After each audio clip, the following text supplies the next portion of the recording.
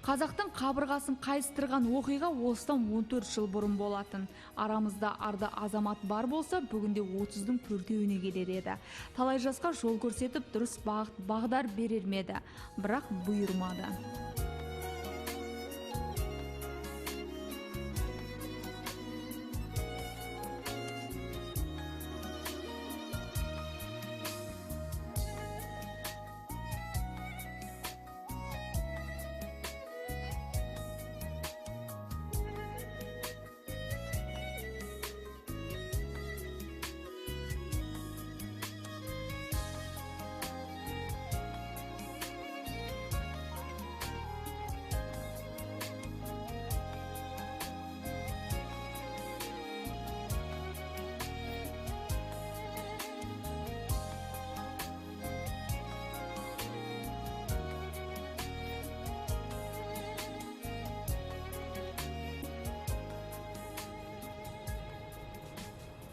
Ғалам торабын шарладық, көзге түскені оншақты бейне баян.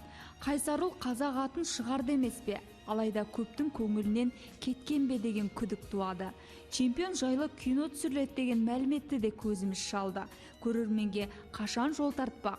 Үлгі алар ізбасарлар бар емес пе? Қарасы қалың қазақ бар емес пе? Өз арманын елімен жалғаған Бекзат қазақтан шыққан тұңғыш олимпиада чемпионы емес пе?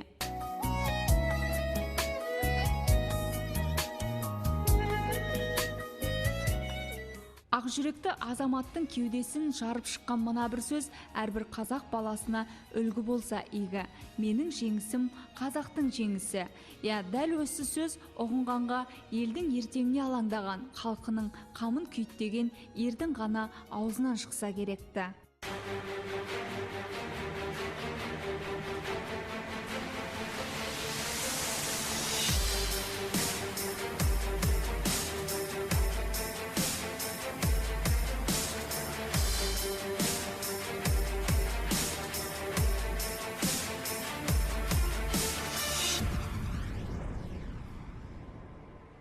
Бекзатты бірі әнге арқау етті, енді бірі жеңісті сәттерін жинақтап бейне баян жасапты.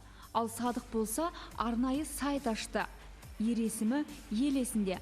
Осындай атаумен көпшілікке жол тартқан сайт бүгінде Қазнеттің бірінші ұлттық интернет сыйлығы конкурсынан жүлделі 3-ші орында иеленіп отыр. Бекзаттың балалық шағынан бастап жеңісті күндерінен сыр шертер ғаламтор беттерінен ізбасарларының алғысында, көңіл толқуларында кездестіруге болады. Интернетті жаңағыдай қарап бақылап жүрсем, Бекзат ағамызға арналған бір орталықтандырылған ақпараттардың топтамасы, яки болмаса арнайы сайт, арнайы ресурс жоқ екен. Осы кетікті түзеу мақсатында сол күннің өзінде интернеттен домен мен хостинг сатып алып, бірден жасауға кірістім. Интернет беттеріндегі бар ақпараттардың негізінде әйтеуір бастапқы қолданысқа жібердік сайтты. Жалпы сайттың идеясы өзімдікі. Егер сайтты арнайы бір студияға жасататын болсаңыз, дәл осындай сайтты меніңше бір 3.000, 4.000 яки 5.000 доллардың көлемінде жасайды.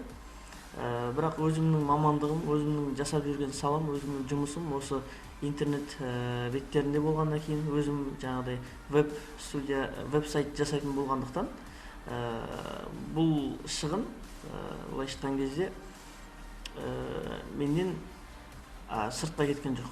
Яғни өзімнің еңбегімді, өзімнің қызыққан, өзімнің құрметтейтін нәрселеріне жұмсадым десем болады.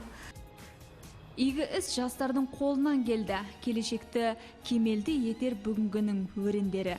Өткенге көз жүгіртіп, ердің ерлігін елдің есіне түсіру ғажап дүние емес пе еді.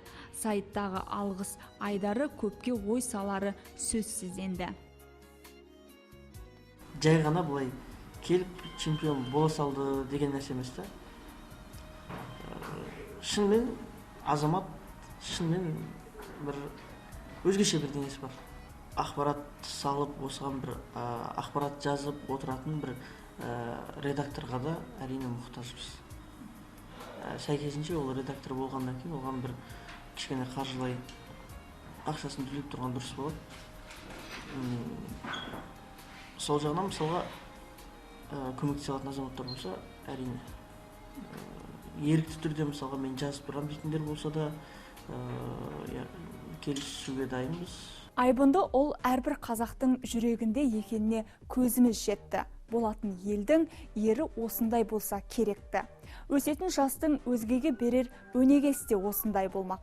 20 жыл ғана өмір сүрген қыршын жас қазағының айбарын асырып, атын төрткүл дүниеге жайып үлгерді. Қамшының сабындай қысқа ғұмырын жеңіспен өткізген Сидней Олимпиадасының чемпионы Бекзат Саттарханов бүгінгі ұрпаққа үлгі болары сөзсіз.